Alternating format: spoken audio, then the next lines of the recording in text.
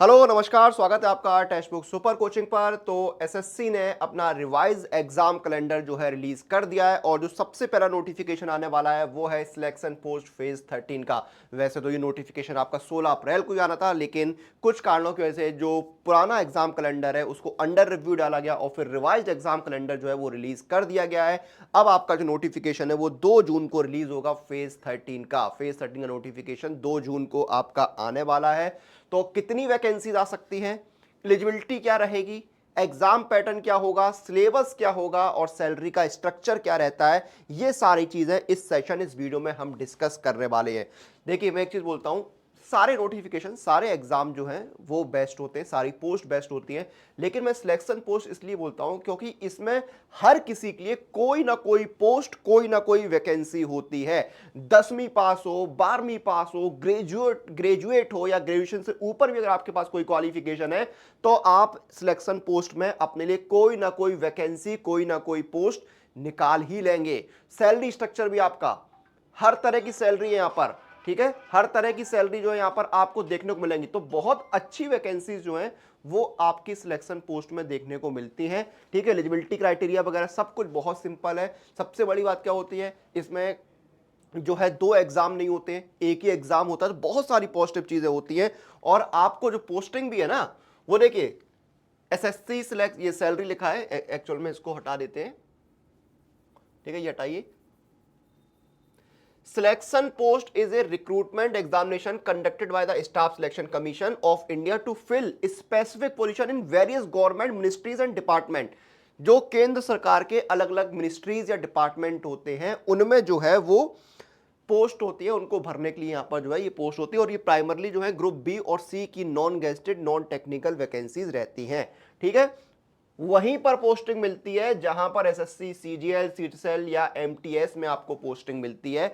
वही सारी मिनिस्ट्रीज होती हैं, वही सारी डिपार्टमेंट में आपको पोस्टिंग मिलती है। वैकेंसीज कितनी आएंगी, वैकेंसीज के ट्रेंड देखें अगर, तो बेसिकली अगर आप देखेंगे पिछले कुछ सालों का ट्रेंड, तो 2049 वैकेंसीज आई हैं, 5369 वैकेंसीज जो है वो आपको देखने को मिली है, 2065 वैकेंसीज देखने को मिली है, 3200 वैकेंसीज जो है वो भी देखने को मिली है। तो आप मान के चलिए कि 2500 वैकेंसीज तो आ ही जाएंगी सिलेक्शन पोस्ट में। इतनी वैकेंसीज तो आप मान के चलिए, नंबर जो है 3-4-5 हजार तक भी जा सकता है।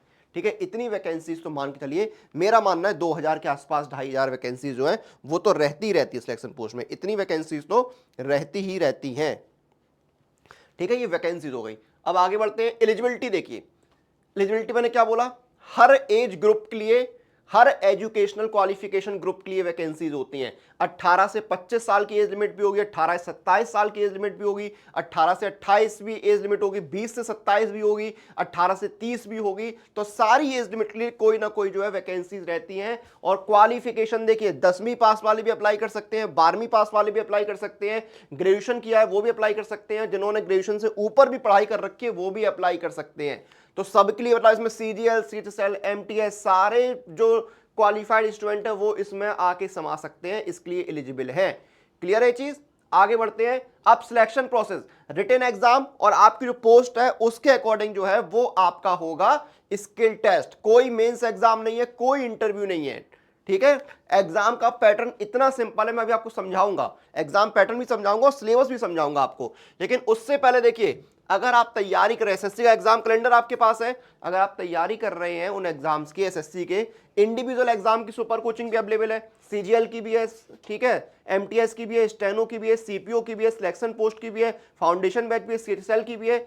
और अगर आप मल्टीपल एग्जाम की तैयारी कर रहे हैं तो सुपर सिलेक्शन पैक आपके लिए बेस्ट ऑप्शन है। इसमें क्या है, एसएससी के एग्जाम्स कवर हो जाते हैं, इसमें आपके रेलवे के एग्जाम, बिहार के, यूपी के, राजस्थान के, एमपी के, डिफेंस के, सीएसआईआर, जेएसए के एग्जाम कवर हो जाएंगे। आपको IB security assistant, DFCCL, MTS, ये सारे एग्जाम एक जगह पर कवर हो रहे हैं। इनके देखिए बेस्ट टीचर्स जो है उनसे आपको क्लासेस मिलेंगे, आपको 31,500 प्लस मॉक टेस्ट मिल रहे हैं, 900 प्लस स्टडी नोट्स मिलेंगे आपको, 19,500 प्लस प्रैक्टिस क्वेश्चंस और बिल्कुल मिनिमम प्राइस पर। ठीक है, अप्लाई किसी भी, अगर आपको किसी भी सुपर कोचिंग में इनरोल करते समय डिस्काउंट चाहिए तो अप्लाई कूपन में जाइए, कूपन कोड क्या लगाना है, अनुराग, ANURAG, ANURAG, कूपन कोड लगाइए, अप्लाई कीजिए। 12 महीने का एसएससी, 12 महीने का सुपर सिलेक्शन पैक 949 में। फिर से बता दूं, इसमें SSC, railway, UP, Bihar, MP, Rajasthan, DFCCL, MTS, CSIR, JSA, IB security assistant जैसे एग्जाम कवर हो रहे हैं। और हर एग्जाम की इंडिविजुअल सुपर कोचिंग, अगर आप किसी एक एग्जाम की तैयारी कर रहे हैं तो इंडिविजुअल सुपर कोचिंग ले लीजिए। लेकिन ये सारे जो फीचर्स हैं आपको क्लासेस से लेकर स्टडी नोट्स तक, ये सभी सुपर कोचिंग मिलते हैं। कूपन कोड यूज करना है अनुराग, ANURAG।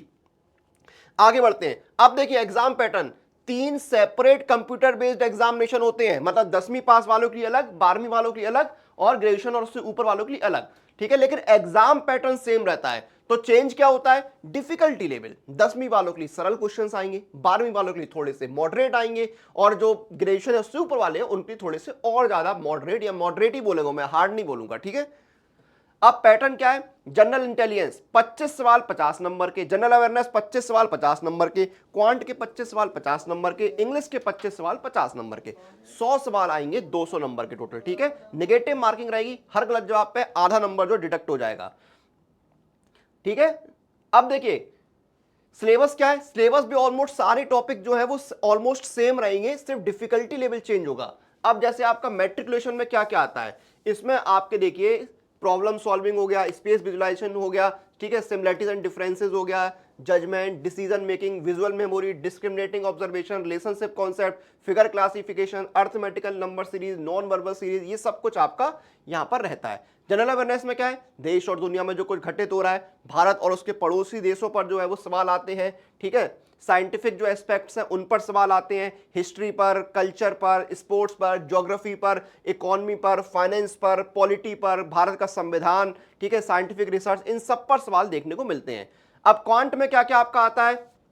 Number system, whole numbers, decimal and fractions, relationship between numbers, fundamental arithmetic operations, percentage, ratio and proportion, average, average, interest, profit and loss, discount, table, graph, mensuration, time and distance, ratio and time and work, ये सब कुछ रहता है। English में क्या है? आपका vocab आता है, grammar, sentence structure, synonyms, antonyms, ठीक है, ये सब कुछ जो है वो आपको देखने को मिलता है। अब 12th वाले में क्या है? कुछ टॉपिक्स एक्स्ट्रा जुड़ जाते हैं, जैसे Venn diagram, classification, symbolic number classification, critical thinking, problem solving, ठीक है, figure series, word building, social intelligence, ये सब कुछ आपका रहता है। तो ये आपका जो है सिलेबस रहता है। ठीक है, सिलेबस के बाद बात आती है सैलरी की, सैलरी क्या रहती है।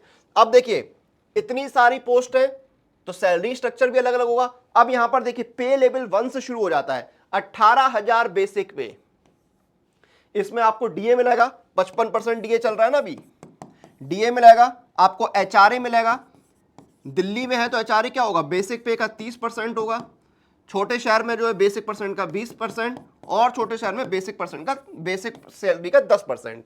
अब और टीए वगैरह अलग से। ठीक है, अब 18,000 वाला जो ग्रॉस सैलरी है वो 35-36,000 बनेगी।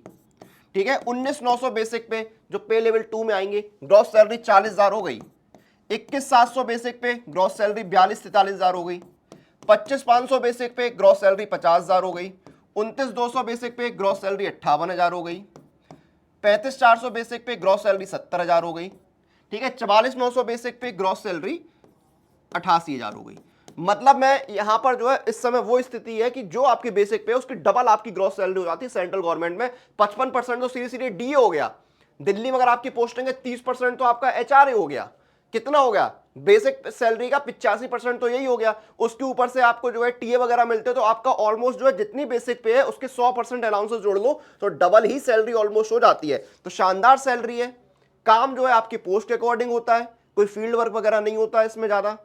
ठीक है, प्रमोशन जो आपके जो डिपार्टमेंट है उसके अकॉर्डिंग होते हैं। तो इतनी शानदार वैकेंसी है सिलेक्शन पोस्ट में। हमेशा बोलता हूं सीजीएल के स्टूडेंट हो, सीएचएसएल के स्टूडेंट हो, एमटीएस के स्टूडेंट्स हो, इसमें भी अप्लाई करो। ठीक है, इसमें भी अप्लाई करो। प्रीलिम्स और मेंस का झंझट नहीं है। ठीक है, कि आपको 2-2 एग्जाम देने हैं, सेम एक एग्जाम है, 4 सब्जेक्ट है, बिल्कुल सिंपल है। ठीक है, सेंट्रल गवर्नमेंट की प्रॉपर जॉब है। तैयारी करिए, फोकस करिए। ठीक है, वैकेंसी अच्छी खासी आती है। और सुपर कोचिंग में एनरोल करते समय कूपन कोड मैंने आपको बता दिया है, अनुराग, ये कूपन कोड का इस्तेमाल करना है, ANURAG। ये कूपन कोड इस्तेमाल करिए किसी भी सुपर कोचिंग में एनरोल करते समय, आपको मैक्सिमम डिस्काउंट मिलेगा। और सुपर सिलेक्शन पैक बेहद शानदार चीज है। एसएससी के सारे एग्जाम, रेलवे के एग्जाम्स कवर हो रहे हैं, आपके यूपी, बिहार, एमपी, राजस्थान के exam, IB security assistant, DFCCL, MTS, ये सारे एग्जाम कवर हो रहे, classes, test series, mock test, practice question, study note, सब कुछ मिल रहा है। जाइए तैयारी शुरू करिए, 2025 जो है सिलेक्शन का साल आपको बनाना है। ठीक है, वीडियो को यहां पर खत्म करेंगे, आपसे फिर मुलाकात होगी। टिल देन आप लोग अपनी एग्जाम प्रिपरेशन अपडेट के लिए टेक्स्ट बुक के साथ बने रहिए।